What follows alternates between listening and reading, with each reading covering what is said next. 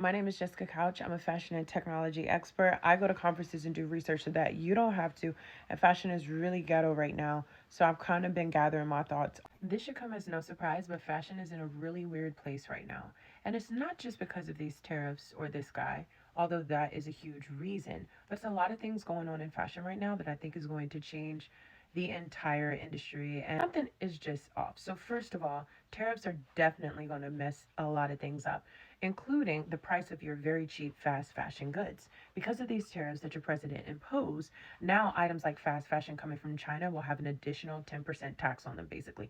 And of course, the consumer is going to feel this tax the most. Now, in addition to that, there used to be a loophole with packages coming into the US that were under $800. They didn't have to have a tariff. Now they will. Now, this in no way means that because the cost of clothing and goods is going up, the quality will. Absolutely not. I definitely think that fashion is in a race to the bottom as it relates to quality, and instead is going to try and make all of its profit margins by putting these extra costs on the consumer. Now, this isn't anything new. Brands have really been playing games with consumers for a long time when it comes to the idea of luxury and quality. Now, when luxury went streetwear, it kind of gave the luxury industry an out to make really cheap things expensive because of intrinsic value. So people somehow value brands like Balenciaga over other brands. And when they produce things like this $825 t shirt that just came out in their capsule, people were happy to buy it. But you see, this $825 t shirt is just a t shirt. This was made in Portugal. As we see these tariffs hit, of course, manufacturing is going to shift, but that doesn't necessarily mean that you're going to be getting a better quality item because the price is going to go up. Even Chanel is being a little cheap. We were really disappointed to go in the store last time we were in Houston to shop, and legit, the bags felt like plastic. And they were made out of denim, and nothing was really quality anymore. It was actually sad. But Chanel isn't the only company that is kind of struggling with justifying its quality for its price. When Walmart dropped the working bag, it definitely leveled a playing field around intrinsic value, as now anybody can get the same silhouette. And people absolutely love it. So, obviously, there's some things going on with consumer sentiments, how people are viewing luxury. But I think this lets us know that some bigger things are happening, and I don't know how the industry is going to catch up. Of course, fighting dupes can be really difficult, but also cheapening your product but keeping the price the same could be justifiable if we take a look at the fact that luxury's growth has quote unquote stuttered. So people are kind of catching on that all the uncertainty in politics and just the economy in general isn't very positive for people to want to spend their excess capital to show other people that they have money. Now, very rich are insulated from these things because they're going to have money regardless, and they're going to shop no matter what's going on.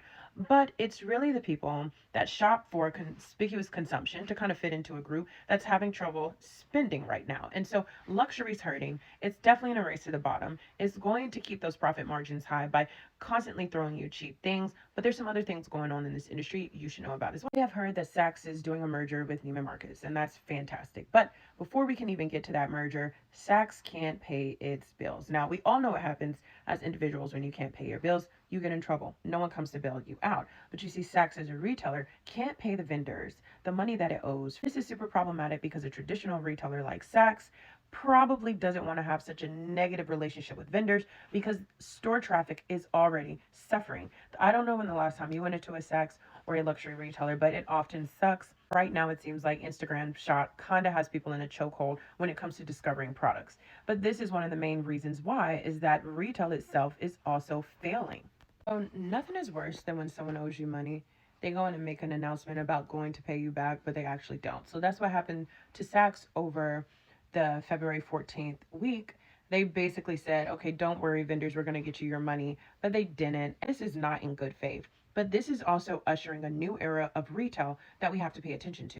Most important thing that happened in the news that I'm interested in is the fact that Simon Properties have just linked up with Shopify and a company called Leap. Now, Simon Properties, if you've been paying attention, they have been on the money with getting more diverse brands into stores. And they ran a program last year, and I did a video on it that you can go back and watch. But this is a very important partnership because it's going to change a lot about what the future of retail looks like. So all of the legacy retailers and department stores that you're used to are now going to have to compete with a different layer of demand data. Simon Properties, Shopify, and Leap are using data to figure out which brands can come off of Shopify, which has a partnership with Instagram. So all of your favorite Instagram brands kind of have access to this deal.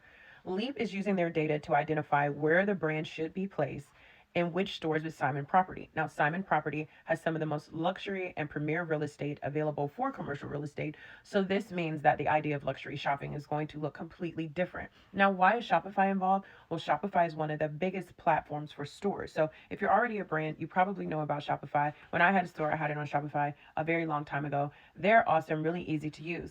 Now, they have desired to get into the physical retail space and even have introduced a new POS system so that your inventory in store can also match your inventory online. Now, this is really great because a lot of people thought that retail was dead. Retail is not dead, but it does need to be revived.